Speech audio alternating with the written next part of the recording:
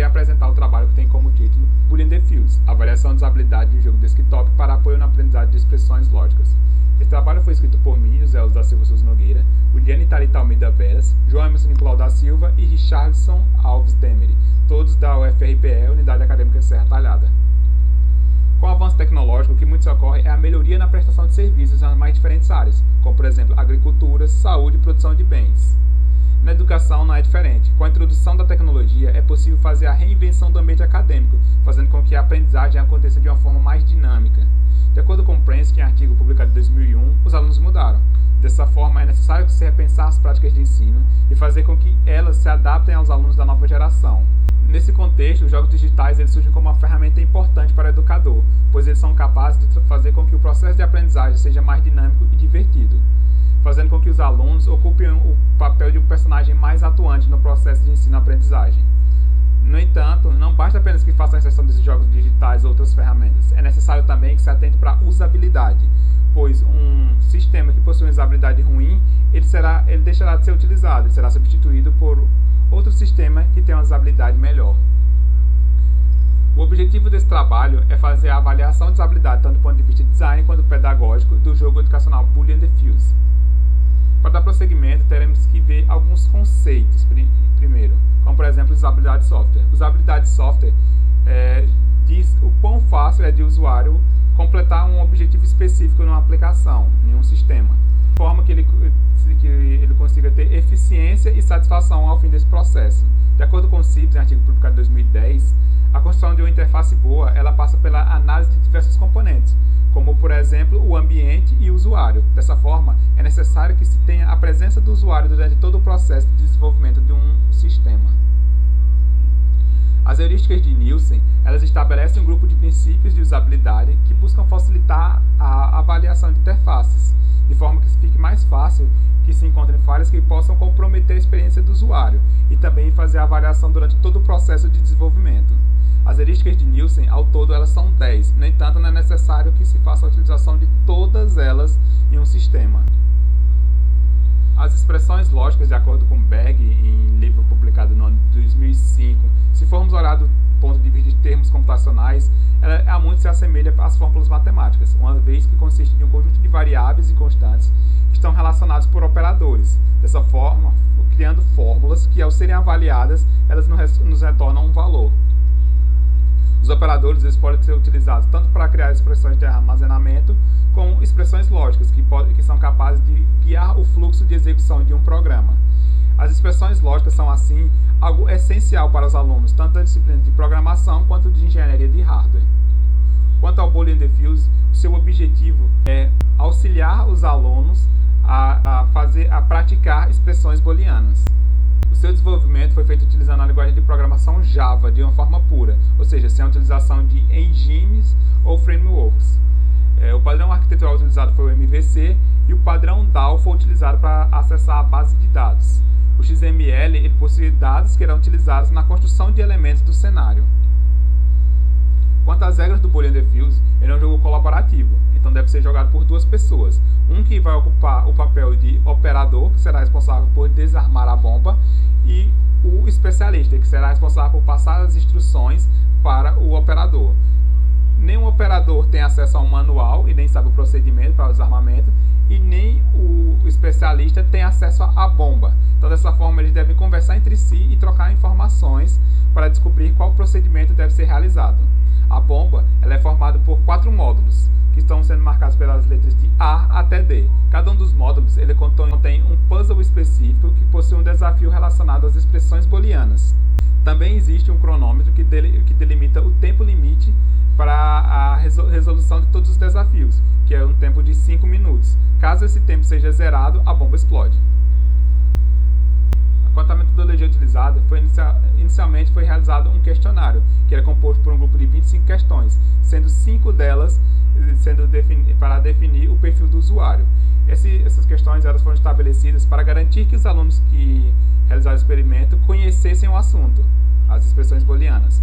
Também foram utilizadas 10 questões tanto de usabilidade de design quanto de usabilidade pedagógica. Em ambos, as perguntas eram feitas na forma afirmativa, e sua resposta era dada através da escala Likert, com respostas que iam desde discordo totalmente até concordo totalmente.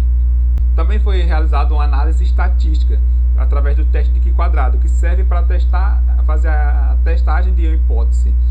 Para isso, ele faz uma medição da dispersão dos valores que são observados com os valores que são esperados. Como eu disse, o Q-quadrado ele serve para fazer a análise de uma hipótese, então é necessário que se definam as hipóteses.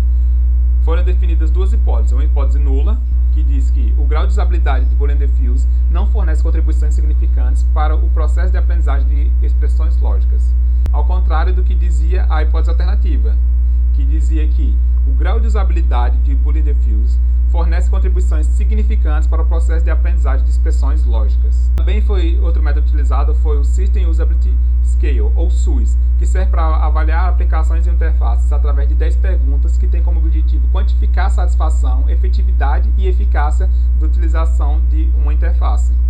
Para realizar seu cálculo, você pega as respostas que são dadas das perguntas, que estão na escala SUS, de discordo totalmente até concordo totalmente. Esses valores as respostas serão substituídas por valores que variam de 1 até 5. Nas perguntas ímpares, eu subtraio o número 1 da resposta que foi dada pelo usuário. Enquanto que nas perguntas pares, eu subtraio de 5 o valor da resposta. Em seguida, eu faço um somatório de todos esses valores e multiplico por 2,5. Com isso, eu tenho a minha nota. Com a nota em mãos, eu posso ver agora a minha classificação, que vai desde pior imaginável até melhor imaginável. Também foi realizada uma entrevista em que os alunos que fizeram a utilização do software disseram quais foram os problemas de usabilidade que eles encontraram. Esse momento foi feito de uma forma aberta, em que foi feito um círculo e todo mundo poderia falar, todo mundo poderia colaborar com os argumentos uns dos outros, ora embasando, ora questionando o que era dito. Dessa forma, era possível verificar quais eram os problemas comuns e qual problema era específico de um único indivíduo. Quanto aos resultados, o perfil estabelecido foi que 55% dos participantes tinham idade entre 19 e 21 anos. A mesma quantidade tinha familiaridade com expressões lógicas a menos de 2. E 85% dos participantes afirmaram que jogavam jogos digitais frequentemente. Quanto ao questionário, as respostas dadas pelo questionário, elas foram agregadas de forma que a gente pudesse ver qual era a opinião dos indivíduos sobre cada uma das heurísticas. As heurísticas que foram utilizadas para verificação foram as mesmas que foram adotadas na fase de desenvolvimento do projeto, que são elas a facilidade de aprendizagem, reconhecer ao invés de lembrar, visibilidade do estado do sistema, estética e design minimalista. Em seguida, eu peguei as respostas que anteriormente estavam na escala SUS e fiz um agrupamento delas. Em vez de ter as 5 variantes, eu tinha apenas 3. A concordância, que ele acumulava as respostas, tanto que era concordo quanto concordo totalmente, e discordância, que era de discordo a discordo e discordo totalmente. Após pegar todos esses valores e colocarmos em um gráfico, foi possível perceber que houve uma grande aceitação das heurísticas, sendo que todas tiveram aceitação maior do que de 70%. No entanto, para fazer melhorias na interface para que ela fique o melhor possível, demos uma olhada mais a fundo e podemos perceber que existe um nível de nulidade um pouco maior nas primeiras duas heurísticas, que é a facilidade de aprendizagem, conhecimento ao invés de lembrar, em relação às demais. Os valores encontrados nela de nulidade equivaliam a cerca de 3,88% das respostas, enquanto que nas demais não chegava a 7%. Agora, quanto ao teste estatístico. No teste estatístico, nós pegamos os valores das frequências observadas de cada um dos questionários, tanto pedagógico quanto de design, e com base neles, nós calculamos as frequências esperadas. Em seguida, executamos o cálculo do Q-quadrado e obtivemos para cada um dos testes de pedagógico e de design valores idênticos, que foram o Q-quadrado de 16. Em seguida, utilizando um grau de liberdade de 4 e um nível de significância de 0,05 ou 5%, nós encontramos um valor tabelado para o Q-quadrado, que foi 9,488. Em seguida, fizemos a soma dos dois quadrados, que foram calculados, que deu 32. E para fazer a verificação se a hipótese nula é rejeitada ou não, verificamos se o valor calculado é maior do que o tabelado. Caso sim, a hipótese nula é rejeitada e a hipótese alternativa é aceita, o que aconteceu. Então, podemos concluir que o grau de usabilidade do Boolean Diffuse fornece contribuições significantes para o processo de aprendizagem de expressões lógicas. Quanto à avaliação SUS, devemos fazer uma adaptação, pois a avaliação SUS ela presume que as perguntas ímpares são sempre afirmativas e as perguntas pares negativas. Como no nosso trabalho, no questionário, tinha apenas perguntas na forma afirmativa, então as perguntas pares tiveram que ter uma certa adaptação, em que eram invertidas as respostas que eram dadas pelos usuários. Então, caso ele respondesse que concordava totalmente, era listado discordo totalmente. Caso ele respondesse discordo, era colocado concordo. Com isso, a nossa pontuação foi de 75,125 pontos, o que é classificado como bom.